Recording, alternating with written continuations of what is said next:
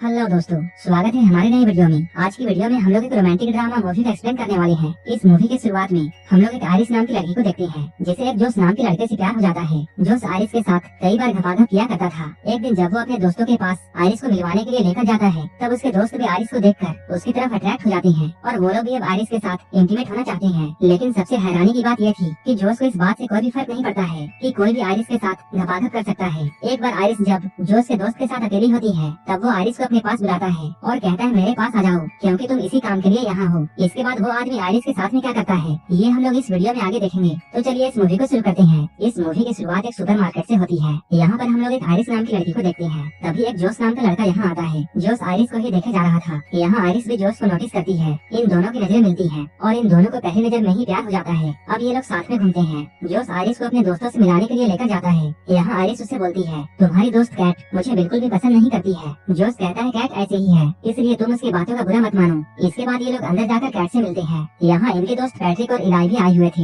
ये सभी लोग अभी जिस घर में थे, ये घर सर्गे का है। वैसे तो सर्गे कैट का बॉयफ्रेंड था, लेकिन आरिस को देखने के बाद अब उसकी निगाहें आरिस पर पड़ जाती है। आरिस और जोश काफी लंबे सफर से आए थे, इसलिए आरिस ऊपर जाकर शावर लेती है। इसके बाद जब ये सभी लोग बैठे हुए थे, तभी पैट्रिक अपनी और इलाई की कहानी सुनाता है कि वो लोग एक दूसरे से कैसे मिले और उन्हें भी पहले नजर में ही प्यार हो गया था। उनकी कहानी को सुनने के बाद आरिस कहती है मेरी भी कहानी कुछ इसी तरह है। आरिस जब अपनी बातों को बोल रही थी, तभी वो नोटिस करती है उनका कोई भी दोस्त उसकी बातों पर ध्यान नहीं दे रहा था। यहीं पर हम लोग सर्गे के बारे में जानते हैं। सर्गे कई सारे इलीगल काम भी करता है। यहाँ पर कैट आरिस से ये कहती है सर्गे के पास सब कुछ है और उसकी तो एक सुंदर बेबी भी है। मैं तो बस उसकी टाइम पास हूँ। उसका जब भी मूड बनता है वो मेरे साथ इंटीमेट होता है। कुछ देर के बाद ये सभी लोग यहाँ डांस करने लगते हैं। तभी सर्गे आरिस के नजदीक आने की कोशिश करता है। यहीं पर जोश भी होता है। डांस करते हुए आरिस जोश को अपनी तरफ खींचती है। यहाँ ये लोग साथ में काफी मस्ती करते हैं। रात में सोने से पहले ये लोग इंटीमेट होते हैं, लेकिन तभी आरिस कुछ बोलने लगती है। जोश उसे कहता है सो जाओ। तभी आरिस एकदम से ही सो जाती है। सुबह में ये लोग नदी के पास जाने वाले थे। जोश आरिस से कहता है मेरा जाने का मन नहीं है, इसलिए तुम अकेले चली जाओ।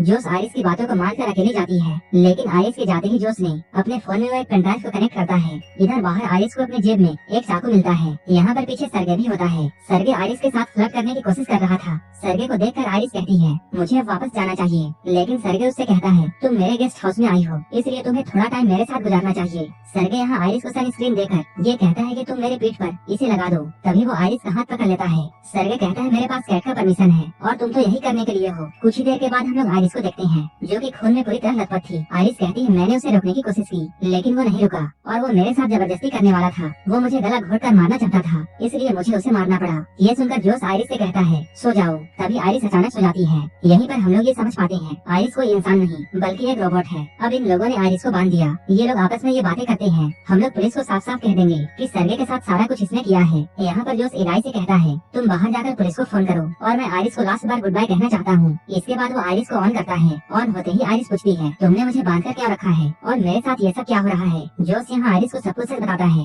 वो कहता है तुम एक रोबोट हो और मैंने तुम्हें अपने लिए खरीदा था। तुम्हारी सारी की सारी फीलिंग्स बस प्रोग्रामिंग है। यहाँ पर जोश उसे अपने फोन से कंट्रोल करके उसे बताने की कोशिश करता है कि तुम सच में एक रोबोट हो, लेकिन आरिस उसकी बातों पर विश्वास नहीं करती है। वो कहती है मुझे मेरी पूरी जिंदगी याद है। जोश कहता है वो सब भी आर्टिफिशियल झूठ है और न ही हम लोग किसी सुपरमार्केट में मिले थे, बल्कि तुम्हें तो मेरे घर में डिलीवर किया गया था। अब हम लोग उस वक्त को देखते हैं जब आरिस जोश को दी जा रही थी। कंपनी वाले जोश से ये कहे थे कि ये रोबोट बिल्कुल सेफ है, ये कभी भी किसी इंसान या फिर किसी जानवर को हर्ट नहीं कर सकती है और न ही ये कभी आपसे झूठ बोलेगी। यहाँ तक कि आप इसे अपने तरीके से कस्टमाइज भी कर सकते हैं। आप इसके साथ जो भी कुछ करना चाहिए वो सब कुछ आप कर सकते हैं और जब भी आप इसे रिसेट करना चाहिए तब इसके कान के पीछे अपना थंब स्कैन कर देना होगा। इसके बाद जोश आरिस के सामने बैठकर उसके अंदर लव वाला फीलिंग डेवलप करने लगता है, जिससे आरिस को ऐसा लगता है जोश उसका बॉयफ्रेंड है और अब वो जोश को अपना सब कुछ मानती है। वो उसके साथ कई बार इंटीमेट भी होता है, लेकिन अब जोश ने आरिस को सब कुछ बता दिया था। वो कहता है तुम्हारी सारी फीलिंग्स प्रोग्रामिंग है। ये सुनकर आरिस रोने लगती है। आरिस कहती है मैंने मान लिया कि मैं एक रोबोट हूँ, लेकिन फिर भी मैं तुमसे प्यार करती हूँ और मैं तुम्हारे साथ रहना चाहती हूँ। लेकिन तभी वहाँ पर कैट आती है। कैट जोश से कहती है इसे बंद करो, लेकिन जोश आरिस को बंद करने के बजाय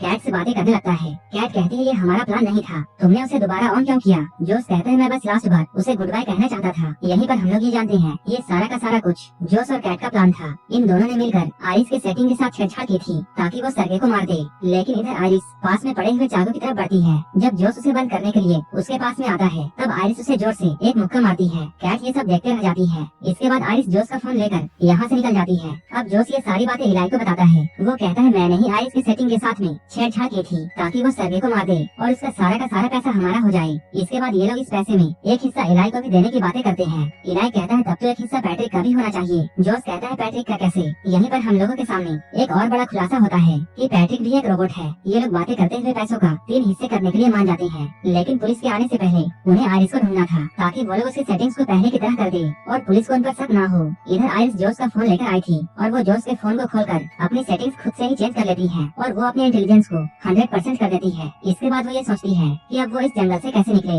अगर आइरिस चुपचाप जोस के कार तक जाती है तब वो जोस के फोन को यूज करके उसके गाड़ी को खोल सकती है और आराम से यहाँ से निकल सकती है। लेकिन तभी यहाँ पर इलाई और पैट्रिक आ गए। लेकिन यहाँ पर हम लोग ये जानते हैं कि पैट्रिक को पहले से ये पता था कि वो एक रोबोट है। उसने ये बात अपने आप ही जान लिया था। पैट्रिक कहता है ये बात जानने के बाद भी मैं तुमसे उतना ही प्यार करता हूँ और तुम्हारी और मेरी पहली बार मिलने की जो मेमोरी है वो मेरे लिए बिल्कुल सच है। इलाई कहता है हाँ मैं भी तुमसे बहुत प्यार करता हूँ। लेकिन तभी जोस का फोन बजता है। इलाई ये समझ जाता है कि आइरिस यही है। आइरिस यहाँ से भागने की कोशिश करती है लेकिन वो दोनों टकराकर गिर जाते हैं। ये लोग गन को लेने के लिए फाइट करते हैं लेकिन इसी बीच इलाई को गोली लग जाती है। अब आइरिस फिर से भागती है और वो जल्दी से जाकर जोस के कार में बैठ जाती है। लेकिन ये कार बिना जोस के वॉइस कमांड के ऑन नहीं हो सकती है। इसके बाद आइरिस अपने कंट्रोल में जाकर अपनी आवाज चेंज करने की कोशिश करती है। तभी बाहर जोस एक पत्थर उठाकर कार के शीशे को तोड़ने की कोशिश करता है। ये शीशा टूटने ही वाला था लेकिन तभी कार चल जाती है। अब आइरिस जोस को पीछे छोड़कर यहाँ से निकल जाती है। इधर जोस अंदर आकर सर्गे का फोन ढूंढने लगता है। उसने सर्गे के फोन से अपनी कार चोरी होने की कंप्लेन कर दी। तभी कार साइड में लगकर अपने आप बंद हो जाती है और इसके दरवाजे भी अपने आप लॉक हो गए।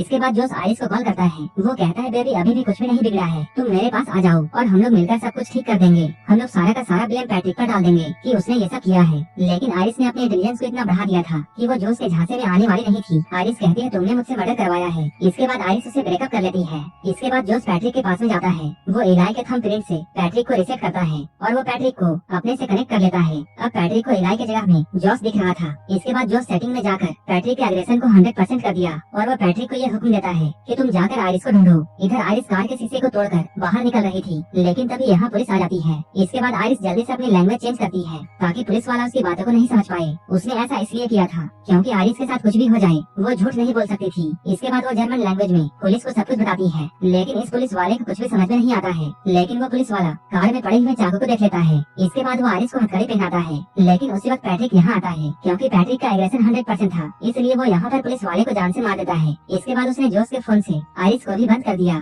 इधर कैट घर के बाहर में एक पुलिस की कार को आते हुए देखती है जिसमें से पैट्रिक निकलता है और इस पुलिस वाले की डेड बॉडी डिक्की में पड़ी हुई थी। कैट ये सब देखकर बहुत डर जाती है और यहाँ से भागने लगती है। जोस पैट्रिक से कहता है उसे रोको। पैट्रिक ने कैट को भी जान से मारकर उसे जाने से रोक दिया। ये सब पैट्रिक के बढ़े हुए एग्रेशन की वजह से हो रहा था। इसके बाद हम लोग जोस को देखते हैं जो कि आइरिस के साथ में टेबल में बैठकर उसके साथ खाना खा रहा था। उसने आइरिस को ऑन किया था। जोस कहता है मैंने ये बात नहीं सोचा था कि तुम इतना कुछ कर जाओगी। तुमने इलाई को मार डाला और तुम्हारी ही वजह से कैट की भी जान चली गई। आइरिस कहती है नहीं मैंने ऐसा कुछ नहीं किया है, ये सब तो तुम्हारा किया हुआ है। तुम सारा का सारा ब्लेम मुझ पर नहीं डाल सकते हो। आइरिस कहती है तुम बहुत बुरे इंसान हो और तुम बहुत कमजोर हो। तुम पूरी दुनिया को गलत समझते हो। आइरिस अभी ये सब बातें बोल ही रही थी तभी जोस अपने फोन को लेकर उसके इंटेलिजेंस को 0 कर देता है। जोस कहता है तुम बोलती हो कि तुम्हें दर्द फील होता है तो आओ हम लोग टेस्ट करें। वो आइरिस के हाथ को जलते हुए कैंडल के ऊपर रखता है। उसी वक्त जोस के पास में आइरिस को बनाने हुए कंपनी से कॉल आता है। वो लोग यहाँ आ रहे थे। इधर आइरिस का हाथ जल चुका था। तब जोस ने कैंडल को बुझाकर उसके हाथ में गन थमा दी और वो आइरिस को ये ऑर्डर देता है कि तुम अपने आप को गोली मारो। इसके बाद आइरिस उसकी बातों को मानते हुए अपने आप को शूट कर लेती है। इधर कुछ ही देर के बाद आइरिस को लेने के लिए उसके कंपनी वाले आते हैं। यहाँ उन लोगों के सामने पैट्रिक एक पुलिस वाला बनता है जिस पुलिस वाले को उसने मार दिया था। वो लोग पैट्रिक को देखकर ये कहते हैं तुम्हें देखकर ऐसा लगता है कि तुम्हारा चेहरा काफी जाना पहचाना है।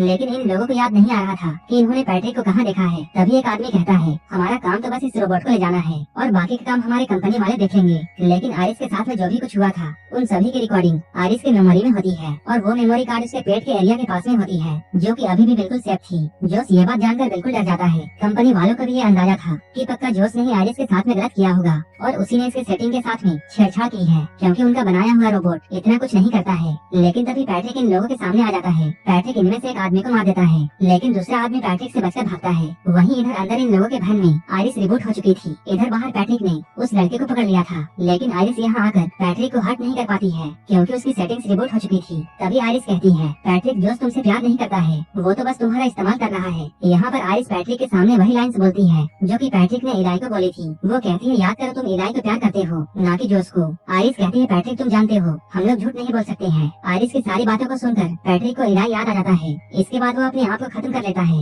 इसके बाद आयरिस इस लड़के से एक हेल्प मांगती है। वहीं इधर अंदर हम लोग जोस को देखते हैं। यहाँ सारे के सारे पैसों को लेकर जोस यहाँ से भागने वाला था, लेकिन तभी उसे अपने दोस्तों की आवाजें आने लगती हैं। ये सभी आवाजें आयरिस निकाल रही थी, क्योंकि उस लड़के ने आयरिस के सेटिंग के साथ छेड़छाड़ करके उसे सभी चीजों का फुल एक्सेस दे दिया था। अब जोस का फोन भी आयरिस को रोक नहीं सकता है, लेकिन अभी भी आयरिस जोस को हर्ट नहीं कर सकती थी, क्योंकि वो उसे अभी भी प्यार करती है। इसी चीज का फायदा जोस उठाता है और वो आयरिस को बहुत मारता है। वो इस बार आयरिस के पेट में गोली मारेगा ताकि उसकी सारी की सारी मेमोरी चली जाए और वो हमेशा के लिए मर जाए। लेकिन अपने आप को बचाने के लिए आयरिस उस पर हमला कर देती है और इस हमले में जोस मारा जाता है। अब आयरिस अपने रोबोट होने के सच को एक्सेप्ट कर लेती है और यहीं पर ये मूवी खत्म हो जाती है। इसी तरह की मूवीज के लिए आप हमें टेलीग्राम और इंस्टाग्राम पर फॉलो कर सकते हैं, जिसका लिंक डिस्क्रिप्शन में दिया हुआ है। और मूवी अच्छी लगी हो तब एक लाइक जरूर कर देना और ऐसे ही वीडियोस के लिए हमारे चैनल को जरूर सब्सक्राइब कर लेना। तो मिलते हैं हमारे नेक्स्ट वीडियो में।